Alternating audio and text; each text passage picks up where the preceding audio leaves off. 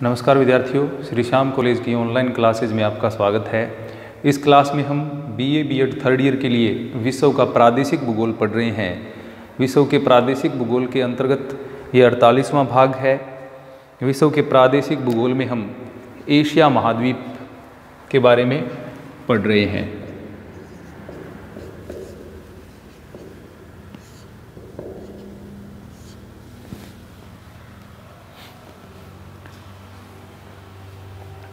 कुछ विद्यार्थी सिलेबस के बारे में पूछते हैं, तो इसका सिलेबस है वो आप यूनिवर्सिटी की साइट से डाउनलोड कर सकते हैं। इसके अलावा मैंने जैसे जैसे मैं आपको यूनिट करवाऊंगा वैसे वैसे प्रत्येक यूनिट का सिलेबस है वो बताता चलूँगा। जैसे ये जो अब जो हम पढ़ रहे हैं वो हमारी पहली यूनिट है।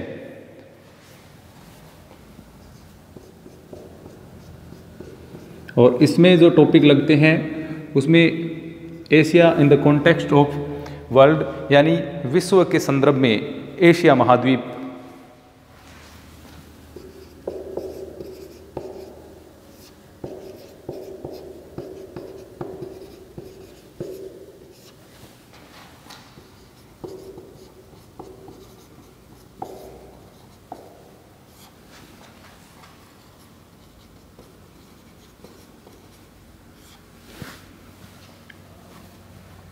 इसके अतिरिक्त एशिया महाद्वीप से संबंधित हमें चीज़ें पढ़नी है, जैसे टेरेन पैटर्न है या इसका हम धरातलीय स्वरूप कह सकते हैं।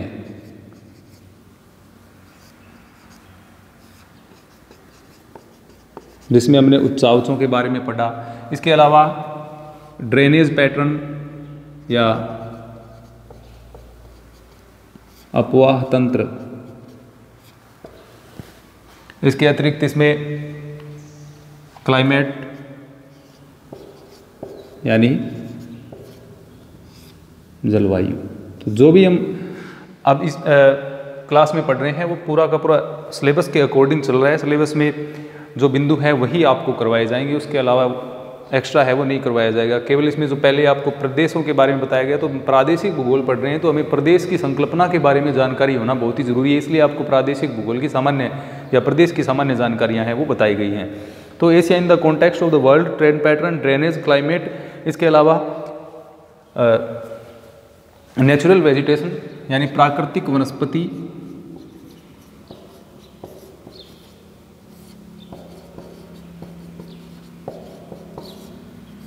इसके अलावा हमने पढ़ा सॉइल्स यानी मृदा। ये चीज़ें हैं वो हमने पढ़ ली हैं। तो ये इसके अंदर, इसके अलावा आगे जो है वो septile distribution of population and economic base of the continent, यानी महाद्वीप का आर्थिक आधार। महाद्वीप का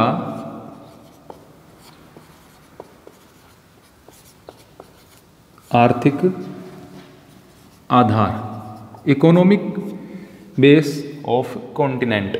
आर्थिक आधार में हम खनिजों के बारे में पढ़ चुके हैं।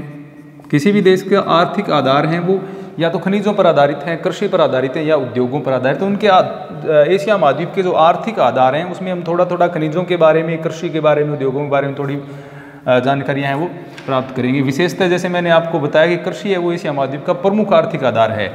तो हमने पढ़ा खनिज, उसके बाद हम पढ़ रहे हैं कृषि। इसमें हम उद्योगों की भी सामान्य जानकारियाँ वो पढ़ सकते हैं, लेकिन आगे जो विशेषतः अलग अलग देशों का जो हम रीजनल स्टडी करेंगे उसमें इनके बारे में हम पढ़ सकते हैं। तो महाद्वीप का आर्थिक आधार, इसके अलावा जनसंख्या का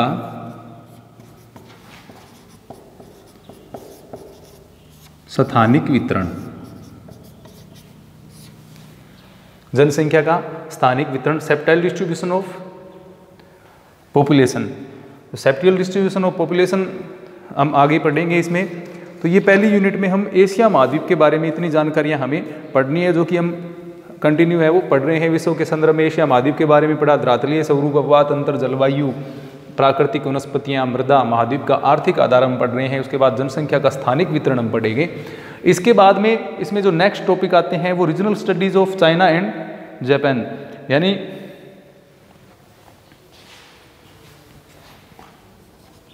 चीन और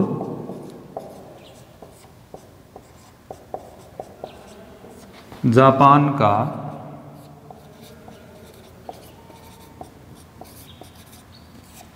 प्रादेशिक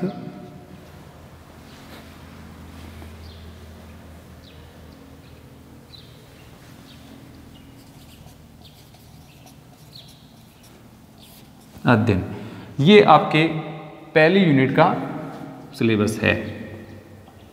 ये है यूनिट फर्स्ट, जिसमें Asia in the context of the world, terrain pattern, drainage pattern, climate, vegetation, soils, spatial distribution of population, economic base of the continent, regional studies of the China and Japan. विश्व के संदर्भ में Asia महाद्वीप, धरातलीय स्वरूप, अपवाह तंत्र Asia महाद्वीप का, एशिया महाद्वीप की जलवायु, प्राकृतिक वनस्पतियां, मृदा, महाद्वीप का आर्थिक आधार, जिसमें हम कृषि के बारे में पढ़ रहे हैं, खनिजों के बारे में पढ़ा है। इसके अलावा जनसंख्या का स्थानिक वितरण हमें एशिया महाद्वीप का पढ़ना है। उसके बाद चीन और जापान, इनका स्पेशली हमें प्रादेशिक अध्ययन करना है, दो देशों का। तो ये पहली यूनिट है। अब पहली यूनिट जैसे ही कंप्लीट होगी, दूसरी यूनिट का सिलेबस है वो आपको उसके साथ में जैसे स्टार्ट करेंगे बता दिया जाएगा।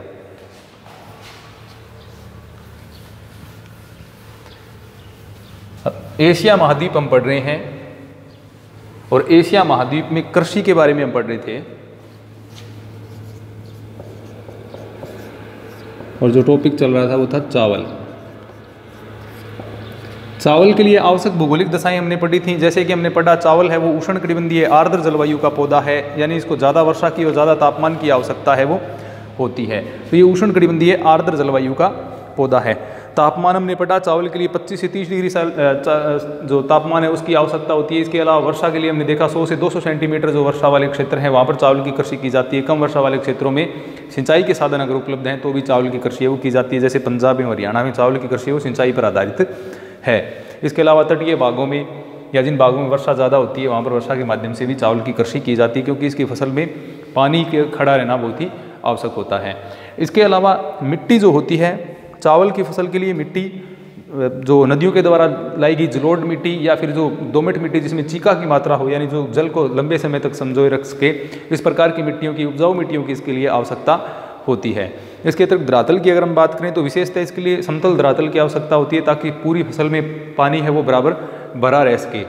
इसके अलावा कुछ जो पर्वतीय भाग है वहाँ पर भी सीढ़ीदार खेत बना करके यहाँ पर चावल की कृषि है वो की जाती है अधिक वर्षा वाले क्षेत्रों में।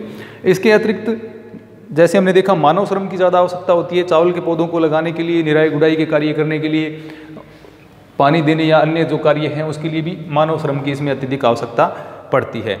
इसके अतिरिक्त हमने देखा धान बोने की विधियां हैं, छिड़काव विधि है, छिद्रण विधि हम कह सकते हैं जिसको ड्रिलिंग मेथड कहते हैं। इसके अलावा रोपाई या प्रतिरोपण विधि है। रोपाई या प्रतिरोपण विधि है वो सर्वाधिक प्रचलित है एशियाई देशों में, जिसमें क्या है जो कि सभी प्रकार के जो प्रदेश हैं उनके लिए विशेषतः उपयोगी होती है और इस विधि से प्रति हेक्टेयर उत्पादन है वो भी ज़्यादा होता है। तो ये सामान्य जानकारी चावल के बारे में होगी। अब चावल का उत्पादन या उत्पादक क्षेत्र।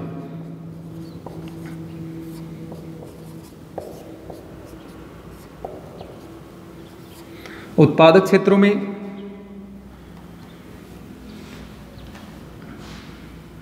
एशिया जो है वो विश्व का सर्वाधिक चावल उत्पादन करता है। विश्व में सर्वाधिक उत्पादन है वो एशिया महाद्वीप में होता है और उत्पादक क्षेत्र जो है विशेषतः ये कह सकते हैं कि जो विश्व के अधिकांश चावल उत्पादक क्षेत्र हैं वो एशिया में ही स्थित हैं। लगभग विश्व का 92% चावल है वो एशिया महाद्वीप से प्राप्त होता है। विश्व का लगभग 90 से 92%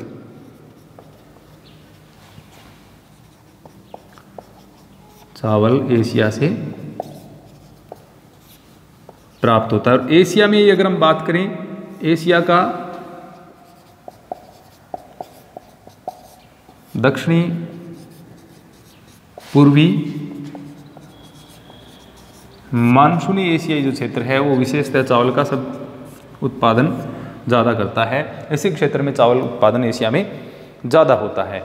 इसके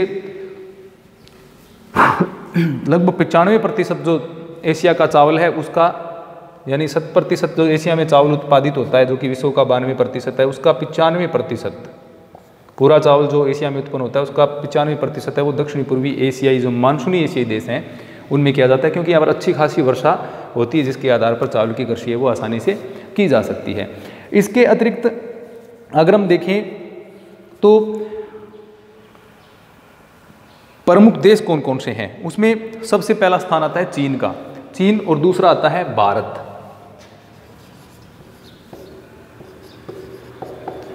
ये दोनों मिलकर के विश्व का लगभग क्या है 56% चावल है वो उत्पादित करते हैं। 55 से 56% विश्व का ये चावल उत्पादन करते हैं।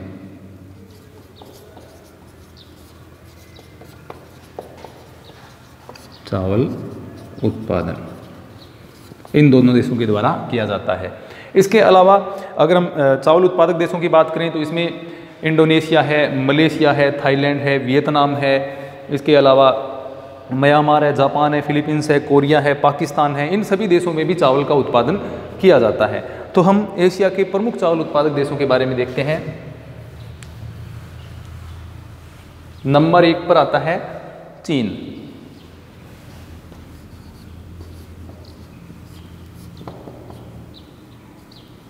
चीन विश्व का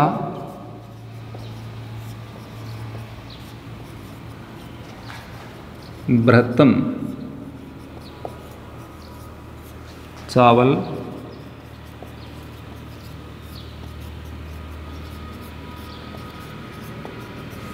विश्व में प्रथम स्थान, इसका मतलब एशिया में भी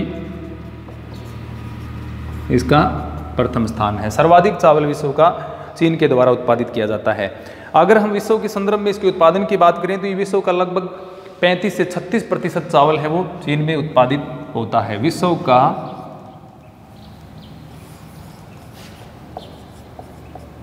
लगभग 35 से 36%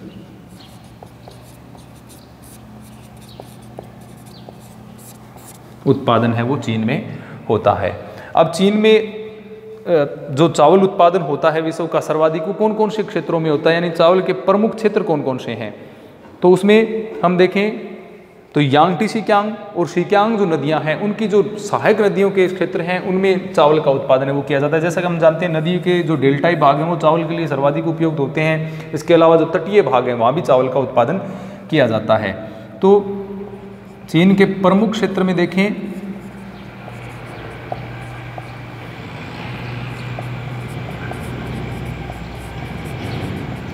यांगटी सिकियांग तथा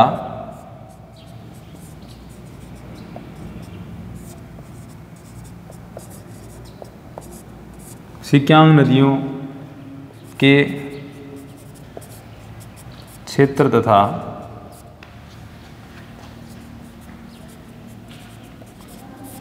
सहायक नदियों के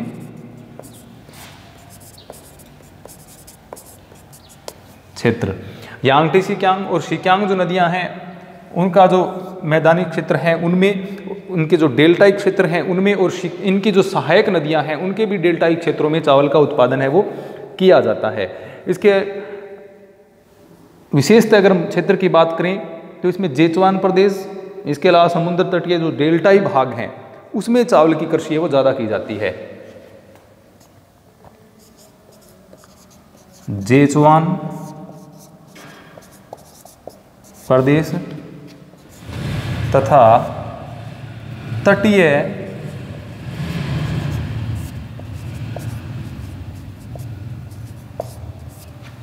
डेल्टाई प्रदेश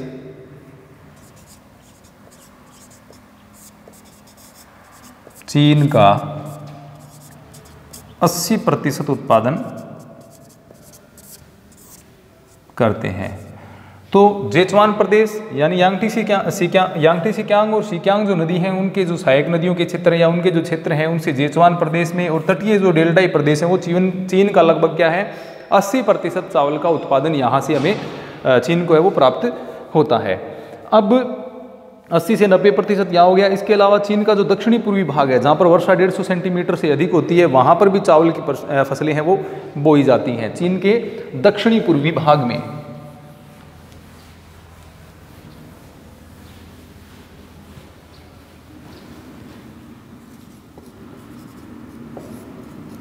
दक्षिणी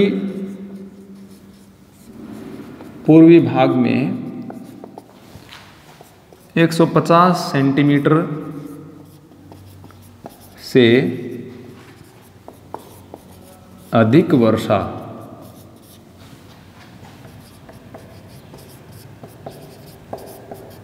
वाले क्षेत्र में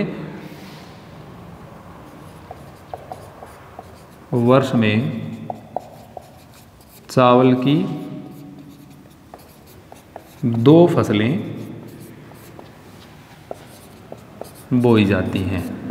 तो दक्षिणी पूर्वी भाग है जहाँ पर वर्षा 150 सेंटीमीटर से ज़्यादा होती है, वहाँ पर वर्ष में क्या है, चावल की 2 फसलें हैं वो चीन में प्राप्त की जाती हैं। तो इस प्रकार चीन के जो उत्पादक क्षेत्र हमने देखे, दक्षिणी पूर्वी भाग हो गया, यांगटी सिक्यांग और सिक्यांग नदियों की सहायक नदियाँ और उनके जो क्षेत्र हैं उनमें, और इसके अलावा जेचुआन बेसिन है, वहाँ पर चावल चीन का जो 85 से लेकर के 80 से लेकर के 90% चावल है वो उत्पादित होता है।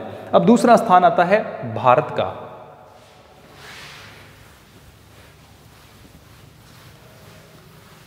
भारत विश्व का और एशिया का दूसरा बड़ा चावल उत्पादक है।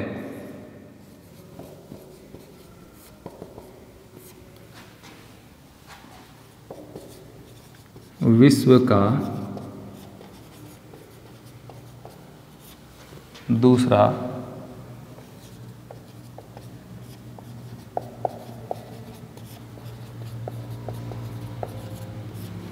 उत्पादक राष्ट्र। अब दूसरा बड़ा चावल उत्पादक राष्ट्र है, ये विश्व का लगभग 20 से 21% चावल उत्पादन है वो करता है। तो पहला स्थान चीन का हो गया, दूसरा स्थान विश्व में भारत का है, और भारत विश्व का लगभग 20 से लेकर के 21% चावल है वो उत्पादित करता है। चीन की तुलना में अगर हम क्षेत्र की बात करें, जैसे चीन में 375 लाख हेक्टेयर भूमि में चावल बोया जाता है। चीन में 375 लाख हेक्टेयर में चावल बोया जाता है, लेकिन यहां पर भारत में 400 लाख हेक्टेयर में चावल बोया जाता है। इसका मतलब भारत पहले स्थान पर होना चाहिए था, लेकिन भारत में प्रति हेक्टेयर उत्पादन क्या है, कम है। भारत में प्रति हेक्टेयर उत्पादन कम है चीन की तुलना में। इसी कारण के भारत में जो चावल की कृषि भूमि है वो तो ज़्यादा है, 400 लाख हेक्टेयर है, लेकिन यहाँ पर फिर भी चावल का उत्पादन है वो कम होता है।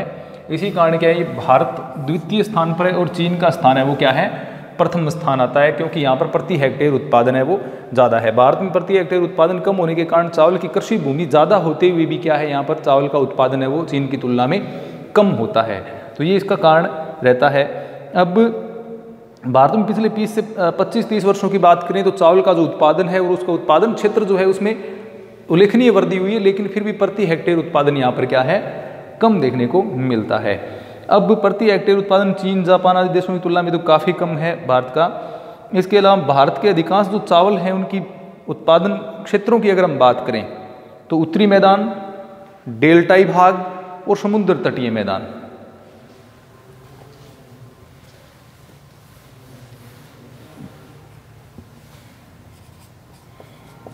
उत्पादक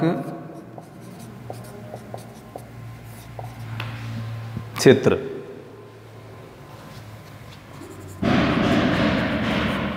एक तो है उत्तरी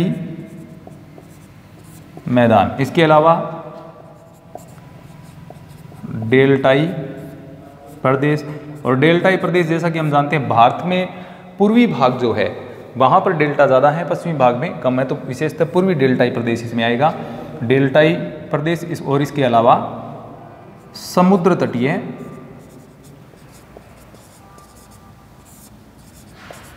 मैदान, ये भारत के प्रमुख उत्पादक क्षेत्र हैं। प्रथम स्थान पर राज्यों की अगर हम बात करें तो पहला स्थान आता है पश्चिम बंगाल का। पश्चिम बंगाल भारत का सबसे बड़ा उत्पादक राज्य है चावल का। भारत में का सर्वाधिक चावल है वो पश्चिम बंगाल में ही पैदा किया जाता है, और ये लगभग देश का 12 से लेकर के 16% चावल है वो उत्पादित करता है। इसके अलावा उत्पादक राज्यों की अगर हम बात करें तो इसमें आंध्र प्रदेश का स्थान आता है, उत्तर प्रदेश का स्थान आता है, बिहार, तमिलनाडु, उड़ीसा, इसके अलावा पंजाब है, हरियाणा में भी चावल उत्पादन होता है, असम में, महाराष्ट्र में, कर्नाटक में और केरल में। ये जो राज्य हैं ये भारत के प्रमुख चावल उत्पादक राज्यों में सम्मिलित होते हैं। पश्चिम बंगाल, आंध्र प्रदेश,